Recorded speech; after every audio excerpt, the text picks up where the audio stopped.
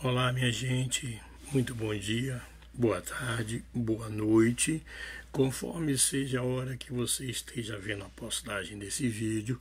Como sempre, em cada vídeo eu gosto de me apresentar. Se é que você ainda não me conhece, o meu nome é Jaime Viana e eu sou mais um entre os milhares a batalhar pela fé que uma vez foi dada aos santos. Fé essa que nos faz caminhar de pé e firme diante das adversidades que a vida nos proporciona.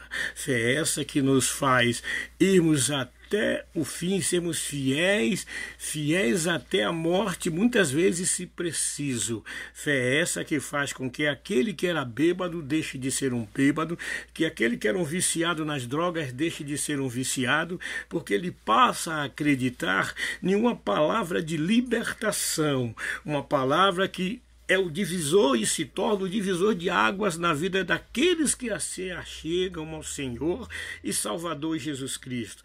Essa fé não é a fé natural, porque ter fé no homem, qualquer um pode ter.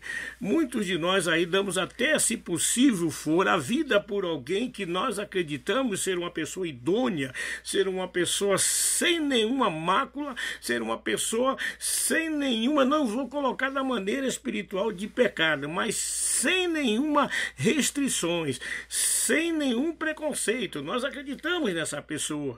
Aí, por exemplo, aí políticos, há pessoas que ainda acreditam em político, e mesmo eu falando de política agora, também você diga, mas político me dá nojo, política me dá nojo. Olha, vou só aqui abrir um parênteses para dizer a você que política faz parte da nossa vida. Nós somos políticos por natureza. Eu agora aqui estou apresentando a você uma questão política. Apesar de Deus ser espiritual, mas quando nós tomamos a nossa decisão é de cunho material. Aí sim entramos na imensidão da paz de nosso Senhor e Salvador Jesus Cristo. Isso é política. Vou lhe dar um exemplo. Se você quer ter uma vida saudável, hoje os meios da ciência nos afirmam que o consumo exagerado de açúcar só traz malefícios para a saúde. Então o que é que você faz? Você adota uma política de saúde, uma política de mudança em que você, a partir daquele momento que você ouve o alerta do seu médico, e se você quiser acreditar, porque você tem um livre-arbítrio para isso, você faz o seguinte: você deixa o açúcar de lado e passa a tomar o quê? Então é isso que você faz. Você acaba tomando uma decisão, e essa decisão pela fé faz com que você deixe de ser um viciado, faz com que você deixe de ser um ladrão, porque agora você passa a acreditar de maneira sobrenatural nos benefícios que nos é atribuído, nos benefícios em que nós nos tornamos participantes. Quando tornamos a acreditar no evangelho de cura, de libertação, de milagre, e que prepara o ex-pecador, que prepara o ex-ladrão, o ex-efeminado, a ex-prostituta, o ex-viciado, o ex-pervertido em um homem santo para a glória de Deus. E quando eu falo de santidade, ainda falando de fé, a santidade é alguém que, diante do conceito até literário, é alguém separado para alguma coisa, o santo em si. Eu não estou aqui falando do santo que uma denominação estipula como santo, como alguém que faz milagre, alguém que se atribuído a ele o milagre, a cura ou qualquer coisa parecida, porque o milagre quem faz é Deus. Nós somos apenas instrumentos na mão daquele que tudo pode fazer na vida do ser humano. Então eu estou aqui para dizer a você, estou para batalhar, estou aqui como lutador da fé, não com armas da milícia humana, porque as armas nossas em Deus são armas espirituais. É aí que entra. Por que eu estou falando de arma? Por que eu digo que eu estou armado? Estou aqui para pelejar, estou aqui para lutar, porque há um mundo de trevas nesse mundo em que nós vivemos. Você está me entendendo? O próprio Jesus disse que o mundo jaz no maligno. O mundo está na mão de Satanás. O mundo está na mão dele.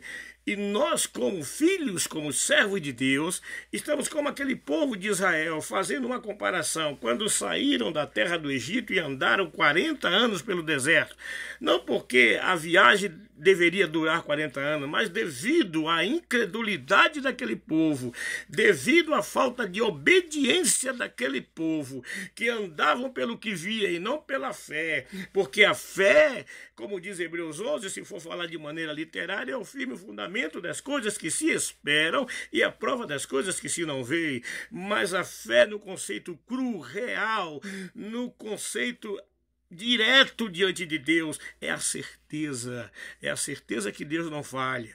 E como Deus fez no passado com o povo tirando da terra do Egito, há muito, muito tempo passado atrás, mas eu estou usando como exemplo bíblico, Deus tirou aquele povo da escravidão, libertou aquele povo da escravidão de Faraó e disse: eu vou te mostrar uma terra que mana leite e mel. Vocês são meus, aleluia. Ele ainda hoje, através das tuas santas e sagradas escrituras, ele diz que Deus está preparando para si, ou seja, a igreja espiritual, um povo seu, zeloso e de boas obras, e isso é pela fé. É isso que nos faz chegar aqui, diante desses meios de comunicações, diante dessas mídias sociais, para dizer a você que Jesus Cristo, através da palavra de Deus, através da autoridade de Deus, do decreto de Deus, porque ele é o verbo, como diz João, Evangelho de João, capítulo 1, versículo 1 em sequência, ele é o verbo encarnado, a própria essência, a divindade de Deus se encarnando, se tornando homem para ser fiel e até a morte de cruz,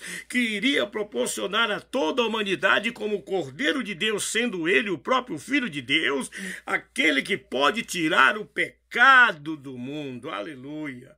Então agora estava ali, aquele povo levou 40 anos, algo era 200 quilômetros, algo que poderia ser feito em alguns meses, porque eram quase 3 milhões de pessoas que saíram seguindo um homem chamado Moisés, que havia sido levantado por Deus. Não era um homem perfeito, mas foi um homem escolhido por Deus. Eu quero dizer a você, nós não somos perfeitos, mas se deixarmos a graça de Deus fazer morada em nossa vida, aleluia, Deus vai ser glorificado a todo instante. E é aí que está o segredo no dia de hoje.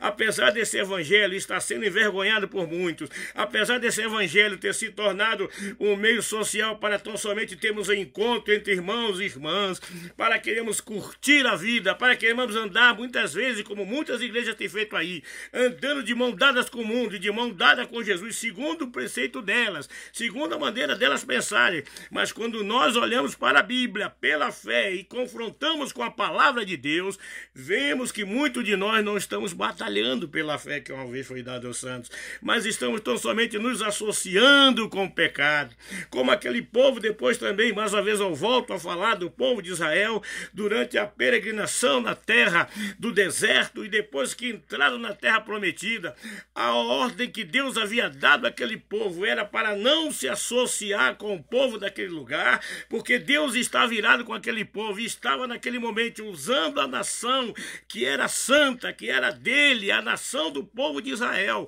para usar como se fosse uma obra de total repúdio, para se fosse usar como a mão, como a ira de Deus sobre aqueles povos. Deus estava mandando aquele povo agora extirpar todos aqueles moradores daquela Canaã, daquela terra que manda leite e mel, e o povo começou a se associar com aquela gente. Mas isso já havia sido previsto, como está sendo previsto nessa Bíblia. Quem crer e for batizado será salvo, aleluia, como está previsto nessa vida, mas aquele que perseverar até o fim também será salvo, como também está escrito nessa Bíblia: aquele que está em Cristo, nova criatura é, as coisas velhas se passaram, eis que tudo se fez novo. Esse é o evangelho que tem que ser pregado por aí, um evangelho que diz que Deus, o mesmo Deus que criou o universo, está lhe estendendo as mãos para dizer a você que você é um vencedor porque Deus escolheu a você, não porque você tivesse escolhido a Ele, porque nem conhecimento dele você tinha no passado, mas hoje, através da pregação, se ouve por aí, se ouve-se falar que Jesus Cristo é vida, que Jesus Cristo transforma, mas também tenha uma certa preocupação em ouvir as coisas, porque tem que se ouvir, tem que se falar conforme o que está escrito na palavra de Deus. Que só por essa palavra você pode alcançar a cura, a libertação e o milagre.